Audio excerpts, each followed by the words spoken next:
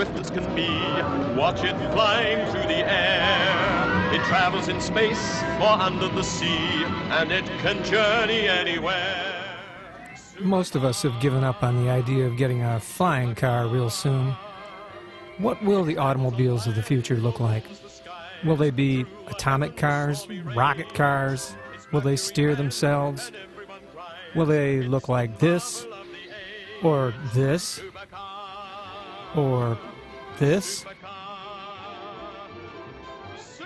Or maybe like this? This is the Chevy Volt, probably the most eagerly awaited and important new car design since the Model T.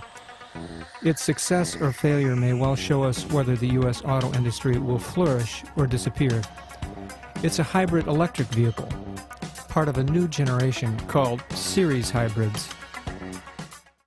The Volt runs on electric power for about 40 miles. After that, a small gasoline engine takes over to recharge the battery, giving it a total range of more than 300 miles. The battery can then be recharged overnight by plugging it into an outlet. If you're like most drivers who commute 40 miles or less a day, you'll be able to travel gas-free for most of your daily driving. Ironically, 10 years ago, General Motors was on the cutting edge of electric car technology with the EV1. But GM canceled its electric program and gave up leadership in this key technology. Now, the world has caught up. Look out, GM has competition. Nissan is set to unveil its new all-electric Leaf next year, while Honda will roll out the hybrid gas-electric Insight.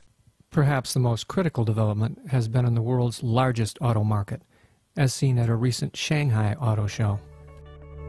Every major Chinese car company seems to have one. Geely's EK2, Chery's Rich M1, BYD's E6. Models of electric cars claiming to be greener, safer, better than the competition. Behind in the race to build high-quality petrol-powered vehicles, China's manufacturers are trying to get a head start on the future. As oil prices climb and concern about climate change increases, the coming decades will almost certainly be dominated by electric vehicles. But some people ask, in going this route, are we exchanging one form of pollution for another? Are we merely swapping the tailpipe for the smokestack? Will we have to build a new generation of fossil fuel power plants to power our electric cars? This is where the story gets really interesting.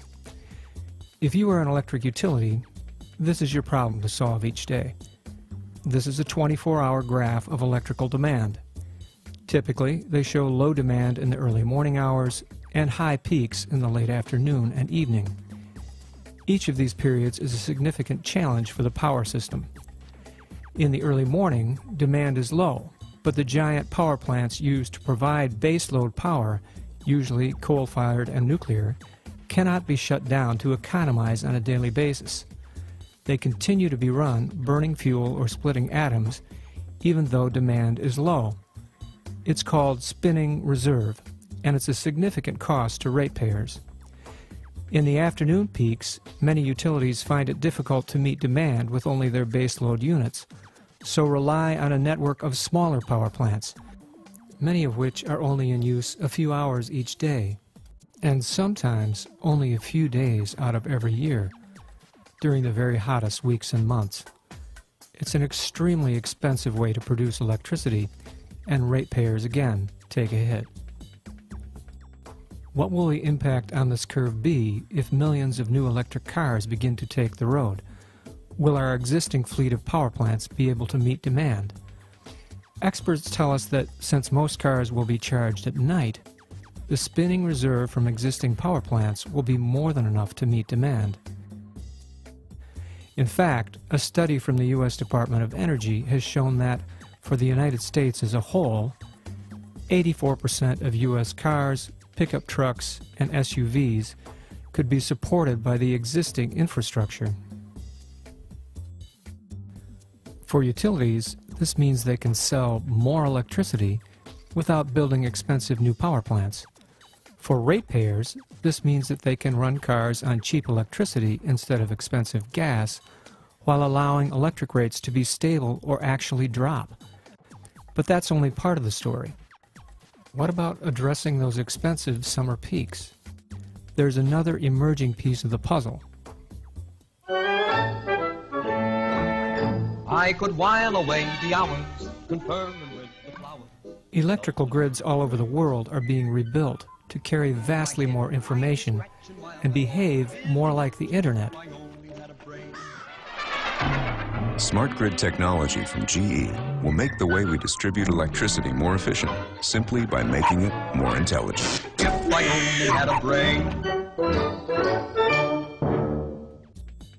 A key piece of the new grid will be the smart, internet-connected electric meter in homes and businesses.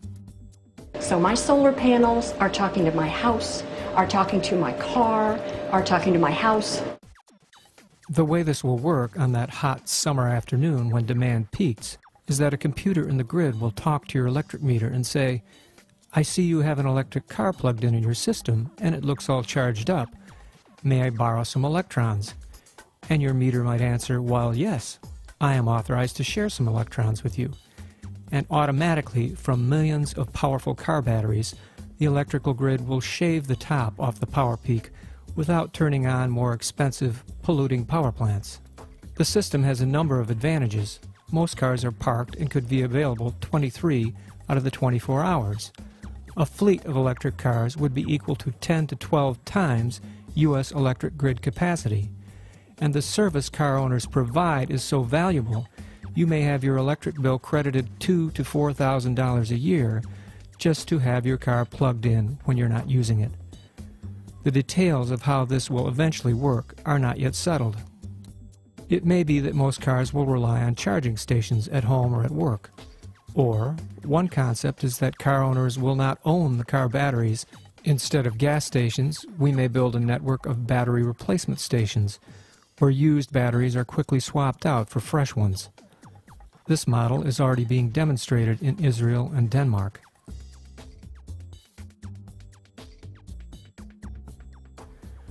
Another advantage of smart grids is the ability to balance existing sources of energy, as well as integrate and even store new renewable sources like wind and solar. Danes are today the world leaders on the wind side. We have 20% of the electricity production in Denmark comes from wind, but we need a storage so that we can store the wind energy. Until now, that has really not been possible. But the battery, that is a storage of wind energy.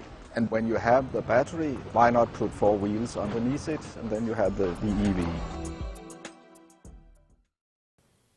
Of course, electric cars are not the whole answer to our problem. In fact, we're going to be rebuilding a whole network of mass transit, including light rail and high-speed trains, while we rethink the way cities grow and develop. In the responses to these videos, I've heard so much fear about the path ahead and how society will cope with a climate-constrained world.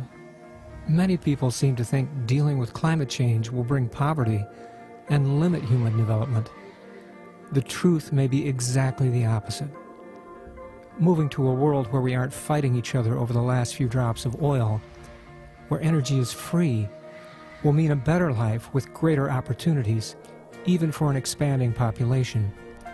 If we make the right decisions, we could be on the verge of the most prosperous period in human history. In these videos, I've kept you updated on the problems of climate change and the dangers of going forward blindly. Now, in coming months, I'll start outlining the positive future that could be. I believe we'll embrace these new technologies, not because greener is better or low carbon is better, but because better is better. I hope you'll follow along on upcoming editions of Renewable Energy Solution of the Month.